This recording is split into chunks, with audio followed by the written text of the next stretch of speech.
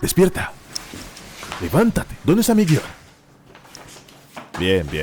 Esto es una abeja normal y corriente, y esto también es una abeja. Es madura, no está disminuida artificialmente y no está enferma. Simplemente ha decidido ser pequeña, tan pequeña que los científicos apenas pueden encontrarla. Todo lo que pueden hacer es seguir las sombras. Pero, ¿por qué un insecto haría eso? ¿El tamaño le da alguna ventaja evolutiva? Tal vez. Las abejas han cambiado en aras de la supervivencia, pero aún no saben lo que les costará.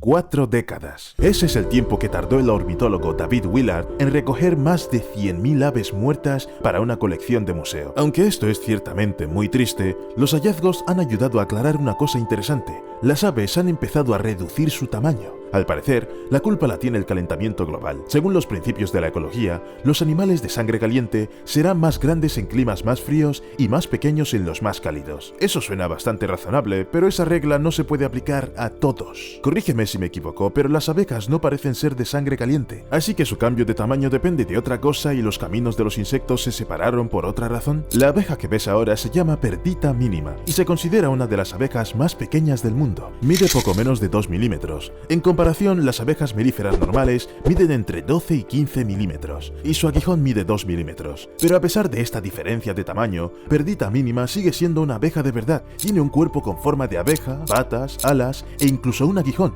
aunque no estoy seguro cómo lo pueda utilizar. El caso es que no hay mucha información sobre la Perdita mínima. Hay muy poca, porque es realmente difícil estudiar una criatura tan pequeña. Los científicos tienen que seguir la sombra que pasa por el suelo solo para detectar a Perdita mínima. Al parecer, este pequeñín trata de hacerlo aún más difícil a los humanos, por lo que no es una abeja social y no forma grandes colonias que puedan ser detectadas. Sí, es tan pequeña que incluso puede volar a través de una red de insectos normal. Así que tal vez se trata de eso. Te vuelves muy pequeña y derrotas a tus rivales insectos en una batalla evolutiva, porque puedes llegar a cualquier parte, e incluso salir de la telaraña, permanecer siempre sin ser detectada y no desperdiciar energía construyendo una colmena gigante. ¡Qué cómodo! Además, el pequeño insecto necesita mucho menos alimento para sobrevivir, y cada flor se convierte en un suministro de una semana. El polen parece bastante grande para las patas de Perdita mínima, pero las abejas de alguna manera se las arreglan, y parece que lo hacen bien, haciendo frente a la competencia entre especies. Así que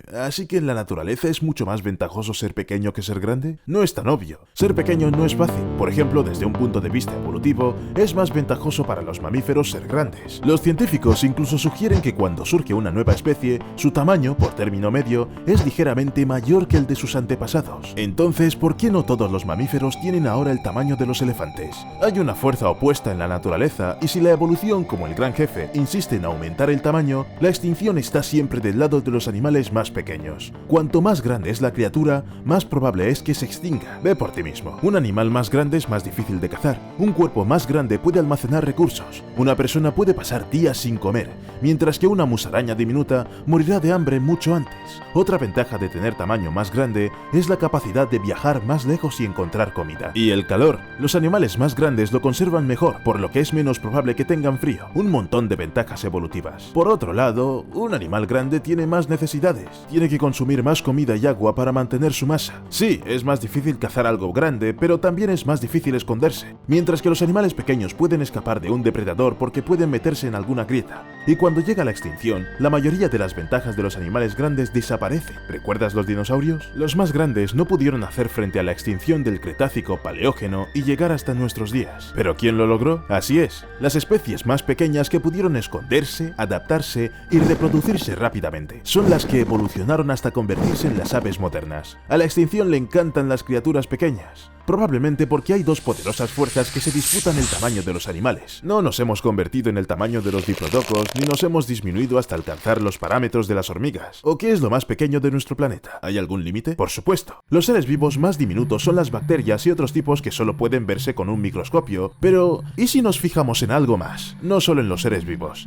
Antes se consideraba que un grano de arena era la partícula más pequeña, de 0,02 a 0,05 centímetros de tamaño medio. Los granos de arena están formados por átomos. Según algunos informes, puede haber hasta 43 quintillones de átomos en uno, cada uno de los cuales normales mide unos 10 a la potencia negativa de 8 centímetros. Un átomo es un núcleo y electrones cuyo diámetro medio resultó ser de 10 a la potencia negativa de 13 centímetros, o sea, 2000 millones de veces más pequeño que un grano de arena. Tales tamaños son difíciles de imaginar, pero la cosa no acaba ahí, porque los científicos han descubierto los quarks. Se trata de partículas increíblemente pequeñas que se encuentran en los protones, que a su vez se encuentran en el núcleo de los átomos. ¿Estás confundido? Yo casi. El tamaño de un quark es de 10 a la potencia negativa de 16 centímetros. Ahora esas diminutas abejas no parecen tan pequeñas, ¿verdad? Y entonces pensé, ¿qué pasaría si los humanos redujeran su tamaño? No al tamaño de los quarks, por supuesto, pero sí al menos a los parámetros clásicos del hombre hormiga. ¿El hecho de ser más pequeños aportaría alguna bonificación? De hecho, sí. La fuerza aumentará mucho en comparación con el tamaño. Es bien sabido que las hormigas son capaces de levantar unas 50 veces su propio peso. Un humano reducido al mismo tamaño tendría una fuerza equivalente. Para que quede claro, es como si el hombre más normal de estatura media pudiera levantar de repente 2 todoterrenos. Además, el mini-humano se volvería indiferente a la altura. La gravedad lo influiría mucho menos, lo que significa que las caídas no podrían causar daños. Pero también habría algunos problemas. Las cuerdas vocales del hombre hormiga serían tan pequeñas que no podrían producir los sonidos que oiría un oído humano normal. Los oídos diminutos tampoco captarían lo que una persona de tamaño normal decide decirle. Buena suerte con la comunicación. Steve, mientras estás pequeño, voy a ir a comerme tu helado, ¿de acuerdo? ¿Qué? No te oigo. Espero que no te comas mi helado. Por supuesto, todo esto es una fantasía. Si una persona se hace diminuta realmente, sería necesario disminuir los átomos que componen su cuerpo, o reducir su número.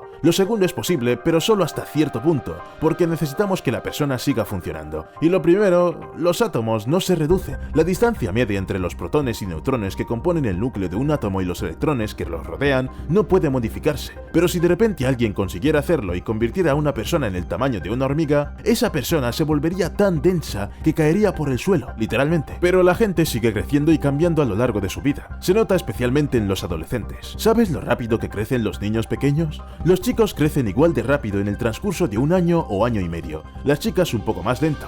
Sucede alrededor de los 14 y 12 años respectivamente. Es entonces cuando nuestro cuerpo cambia. Hasta la adolescencia, los chicos y las chicas tienen más o menos la misma fuerza. Después, los chicos se hacen más fuertes, probablemente porque tienen más músculos. Por supuesto, cuando todo lo demás es igual. Es un truco evolutivo. En la adolescencia, el macho se adapta mejor a la tarea de la caza. El cuerpo del chico está preparado para luchar, dominar y cazar.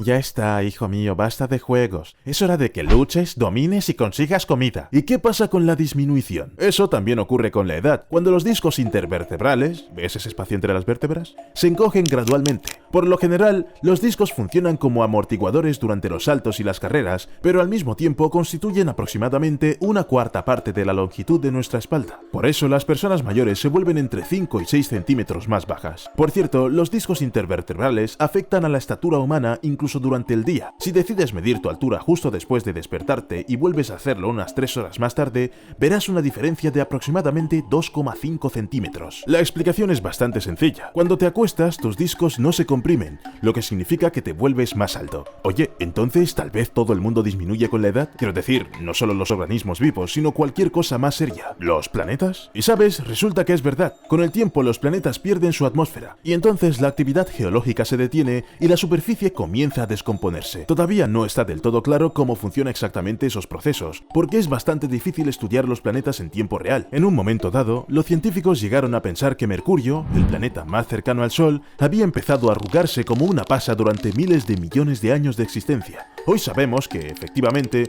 el planeta ha reducido su tamaño, pero solo en 2 a 4 kilómetros. No es mucho para un planeta, pero confirma la teoría. Espera, pero si los planetas están disminuyendo, ¿significa eso que todo el universo puede también encogerse en algún momento? Los científicos saben hoy que se está expandiendo con aceleración y que no va a detenerse, y mucho menos a girar en sentido contrario. Pero la hipótesis del Big Crunch sigue existiendo. Según ella, todas las estrellas y también planetas, galaxias, agujeros negros, nebulosas y otros componentes del universo comenzarán un día a desplazarse hacia el centro, chocando unos con otros. Las estrellas se quemarán unas a otras, los planetas se desmoronarán, todo acabará siendo tragado por los agujeros negros y entonces la propia existencia simplemente desaparecerá. Quizá hasta el próximo Big Bang.